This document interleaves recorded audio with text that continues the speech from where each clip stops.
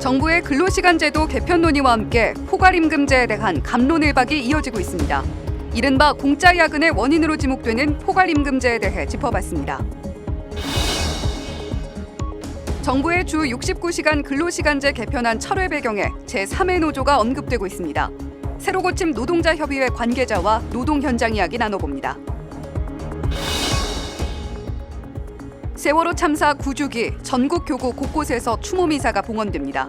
특히 서울과 인천 의정부교구는 이번 추모미사를 서울시청 앞 이태원 희생자 분향소에서 봉헌할 예정입니다.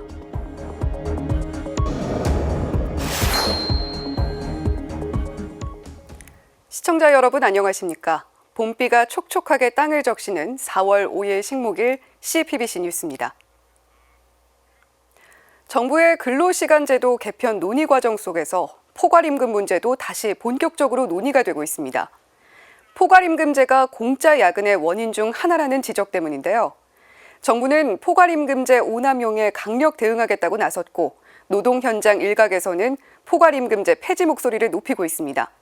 포괄임금제의 폐지가 옳은 선택지인지 그리고 포괄임금제의 심각한 문제는 무엇인지 김현정 기자가 짚어봤습니다. 시민단체 직장갑질 119 설문조사에 따르면 초과 근무를 한 직장인 10명 중 6명은 제대로 수당을 받지 못했다고 응답했습니다. 연장 근로를 하고 제대로 수당을 받지 못한 직장인 3명 중 1명은 포괄임금제를 이유로 꼽았습니다. 이 포괄임금제로 인해서 초과 근로를 당연시하는 분위기까지 만들어져 있는 상황이고요. 포괄임금제란 연장, 야간, 휴일 근로에 상응하는 수당을 실 근로시간과 무관하게 기본임금에 포함시켜 지급하는 방식의 임금제도를 말합니다.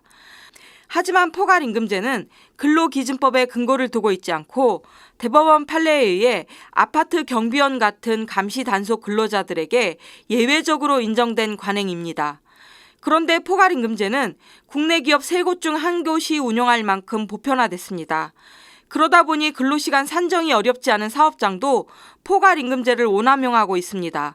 정부는 주단위 근로시간을 연장하는 노동시간 개편안에 대한 반발을 누그러뜨리기 위해 포괄임금제 오남용 등 공짜 야근에 대한 강력 대처를 공언한 바 있습니다.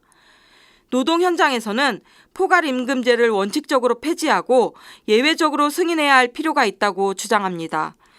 사전에 얼마나 일을 할지 안 할지도 모르는데 그냥 너는 더 일을 하는 걸로 그냥 인정하고 예상하고 그리고 그렇게 이제 근로계약을 맺는 게 포괄임금 제도인데 그렇게 임금계약을 맺는 걸 원천적으로 금지를 시키고 초과 근무에 대해서는 출퇴근 기록 시간을 의무화해서 정확하게 언제 출근하고 언제 퇴근했는지가 기록이 남으면 주 40시간 넘는 부분에 대해서는 초과 임금을 주면 되는 거니까요. 더불어민주당 우원식 의원은 지난해 포괄임금을 근절하고 사용자의 노동시간 기록 및 노동부 제출을 의무화하는 법 개정안을 발의했습니다. 그런데 노동법 전문가는 포괄임금제의 금지가 공짜 야근의 해결책이 아니라고 지적합니다. 포괄임금제 금지에 동의하지 않는 근로자도 상당수입니다. 급여가 줄어들 가능성이 크기 때문입니다. 포괄임금을 없앤다 그러면은 지금 액수는 연장근로를 포함한 걸로 약속한 건데 연장 야간을 빼고 소정근로 주 40시간만 가지고 기본급을 산정해서 줄 거잖아요. 그러면 당연히 급여가 15에서 20% 빠지죠. 사실 포괄임금 얘기를 하려면 연장 근로를 추가하게 되는 게 문제인 거예요. 포괄임금제라는 걸 갖고 있으면 사용자들은 포괄을 약속한 만큼 근로자를 쓸 수밖에 없기 때문에 근로시간 연장이 어려워져라고 말하면 누구나 동의할 거예요. 포괄임금제에 대한 제대로 된 파악과 해결책 마련이 절실합니다. CPBC 김현정입니다. 정부가 주 69시간까지 근로를 허용하는 근로시간제 개편안을 철회하는데 이들의 의견이 결정적이었다고 합니다. 이제 출범한 지 40일 조금 지난 노동조합인데요. 민주노총이나 한국노총과 같은 기존의 양대 노조와는 다른 자신들만의 목소리를 내겠다며 출범한 노조입니다. 새로 고침 노동자협의회인데요. 새로 고침 노조 공보담당 백재하 비오, LS 일렉트릭 사무노조 위원장 스튜디오에 모시고 이야기 나눠보도록 하겠습니다. 자, 위원장님 어서 오세요. 네, 안녕하세요. 네, 앞서 리포트에도 나왔습니다.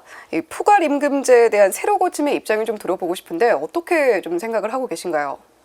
네, 일단 포괄임금제 폐지는 당연히 찬성을 합니다. 우리나라의 대다수 기업들이 포괄임금제나 고정 OT제를 도입을 하고 있거든요. 네. 근데 이게 도입 취지는 근로 형태나 업무 성질상 추가 근무 수당이 정확하게 집계되기 어려운 경우에 수당을 급여에 미리 포함하겠다는 내용이거든요. 네. 그래서 참고로 고정 OT를 말씀드리면은 고정 OT는 포괄임금제와 개괄적으로 동일하지만 차이점을 말씀드리면은 포괄임금제는 시간이 불특정이고요. 네. 고정 OT는 시간이 월 24시간 이렇게 특정해서 정해진다라는 내용입니다. 그래서 현재 우리나라 산업 현장에서는 근로시간에 대해서 공정한 관리가 안 되고 있습니다. 네네. 그렇다 보니까 포괄임금제에 대한 남용이나 장시간 근로와 공짜 야근이 빈번히 이루어지고 있는 현실이거든요. 그렇기 때문에 당연히 폐지가 돼야 되고요. 네. 뿐만 아니라 저희들 입장은 포괄임금제하고 고정 OT는 통상임금으로 산입이 돼야 된다고 생각을 하고 있습니다. 네. 지금 포괄임금제 폐지는 당연히 찬성이고 나아가서 해결책까지도 함께 들어볼 수 있었던 시간이었습니다. 자, 새로 고침 노조가 출범 2달도 안 돼서 벌써 조합원이 7,000명 가까이 된다고 들었습니다. 어떤 노조인지 설명을 좀 듣고 시작을 해야 될 것 같아요.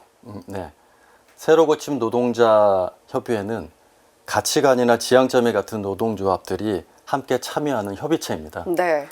현재 기준으로 공기업이 5개 노조와 사기업 5개 노조가 총 10개 노동조합이 참여하고 있습니다. 물론 저희 협의회 지향점을 말씀드리면은 저희 노동조합은 노동자의 임금, 네. 복지, 권리 증진의 활동을 하는 거고요. 모든 활동에는 노동자를 중심이 되어 노동자의 권익을 찾는 활동에 집중하자는 것입니다. 부연해서 말씀드린다면은 노동 활동과 무관한 정치 참여나 아니면은 이념 활동을 하지 않는다는 말씀입니다. 네. 자, 노동자의 권익에 가장 초점을 맞추고 또 행동하는 새로 고침이다라는 이야기를 해주셨는데, 자, 윤석열 정부가 추진하는 노동개혁안 2가지, 근로시간 개편 그리고 임금체계 개편입니다. 정부가 주 69시간까지 근로를 허용하는 안에 대해서 반대 의견을 낸 이유 좀 들어보고 싶은데요. 네, 우리나라는 OECD 가입국 38개 나라 중에서 평균 근로시간이 가장 많은 순서대로 순위를 매기면 4위입니다. 그러니까 지금도 충분히 장시간 노동을 하고 있다는 거거든요. 네. 네. 그런데 이상한 거는 우리나라가 상대적으로 공휴일이 많다고 합니다. 네네. 그래서 평균 시간이 더 많은 이유를 저희가 한번 찾아보았더니 우리나라 지금 현장 산업체에서는 연장 근로의 상한이 높고 네. 그리고 산업 현장에서 연장 근로가 빈번히 발생하고 있습니다. 결론적으로 현행 52시간 근로시간에 대한 제한도 아직 안착이 안 된 상황이거든요. 네. 그런데 현 정부에서 지금 주 69시간 제도에 대한 방안을 나온 것에 대해서는 국제사회 노동 기준에 부합하지도 않고 또 현재 투명한 근로시간의 관리라든가 노동자들의 휴게 시간에 대한 선택권도 보장받을 수 없는 현실에서 네. 결국 동의할 수가 없었던 거죠. 그래서 더 많은 노동자들이 장시간 노동과 과로에 내몰릴 것이 자명하기 때문에 반대하게 됐습니다. 네. 자, 결국에 노동자 권익 면에서 주 69시간 근로제는 시대와 좀 역행하는 측면이 있다라는 점 짚어주셨습니다. 자, 그렇다면 현장과 노동 전문가들 오히려 4.5일 근무제를 도입해야 된다, 근로시간을 줄여야 한다라는 이야기를 꾸준히 하고 있는데 이 부분에 대해서는 좀 어떻게 생각하고 계신지도 궁금해지네요. 네, 국제사회 노동 기준에 비춰보았을 때 나아가야 할 방향은 맞습니다. 그리고 취지에 대해서 동의를 합니다. 다만 부탁드리고 싶은 것은 현 정부의 69시간 근무제 정책에 부정적인 여론을 혹시 정치적으로 이용하는 목적이 아니고 네. 진정 대한민국 노동시간의 미래와 노동자들을 위해서 진심으로 걱정하는 마음으로 추진해 주셨으면 하고 부탁을 드리겠습니다. 네. 그런데 일각에서는 MG 노조다, 또 엘리트 사무직들로만 구성된 노조다, 친정부 노조다 이런 시선도 좀 있는 것 같아요. 이런 시각에 대해서는 좀 동의를 하십니까? 어떻습니까? 네, 물론 동의하지 않습니다. 먼저 저희 사무직만으로 구성된 노조라는 시각은 네. 저희 협의회가 특정 직군의 이익만을 대변한다라는 그런 프레임을 원하시는 분들이 하시는 말씀이라고 생각이 듭니다.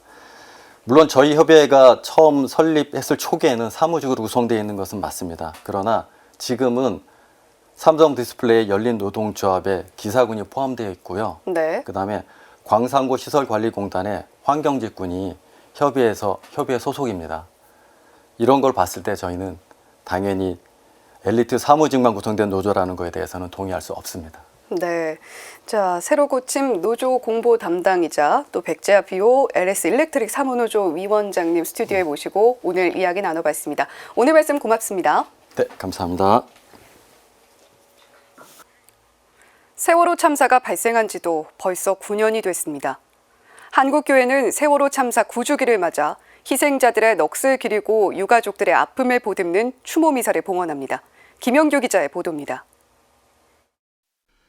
서울대교구 정의평화위원회와 인천교구 정의평화위원회, 의정부교구 정의평화위원회는 오는 16일 오후 6시 서울시청 앞 이태원 희생자 분향소에서 추모 미사를 거행합니다.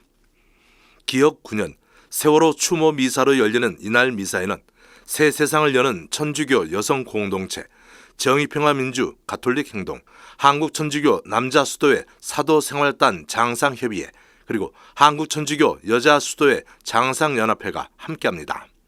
서울대교구 정평이 등은 세월호 아픔과 같은 마음에 또 다른 아픔도 새기며 슬픔을 넘어 부활의 기쁨으로 나아가는 여정에 함께하길 청했습니다. 광주대교구 정의평화위원회는 16일 오후 3시 교구청에서 교구 사회사무국장 김민석 신부 주례로 추모 미사를 봉헌합니다. 광주대교구는 또 각 본당 차원에서도 추모 미사를 진행할 예정입니다. 수원교구는 14일 오전 10시 안산 대학동 성당에서 교구 사회복음화국장 김창애 신부 주례로 추모 미사를 봉헌합니다. 수원교구는 세월호 참사 이후 교구 차원의 대책을 마련해 유가족은 물론 생존자와 그 가족들에 대한 영적, 물적 지원을 펼쳐왔습니다. 지난 2014년 12월에는 안산에 생명센터를 열고 유가족 교류와 치유 프로그램을 지속적으로 운영해 오고 있습니다. 춘천교구 정의평화위원회는 오는 12일 소양로 성당에서 교구장 김주영 주교 주례로 세월호 9주기 추모 미사를 봉헌합니다. 추모 미사 영상은 16일 춘천교구 유튜브 채널을 통해 공개될 예정입니다. CPBC 김영규입니다. 기다렸던 봄비가 내렸지만 전국에 빗길 사고도 잇따랐습니다. 경기 성남시 정자동에서는 교량의 보행로가 무너져 한 명이 숨지고 한 명이 다치는 인명피해도 발생했는데요.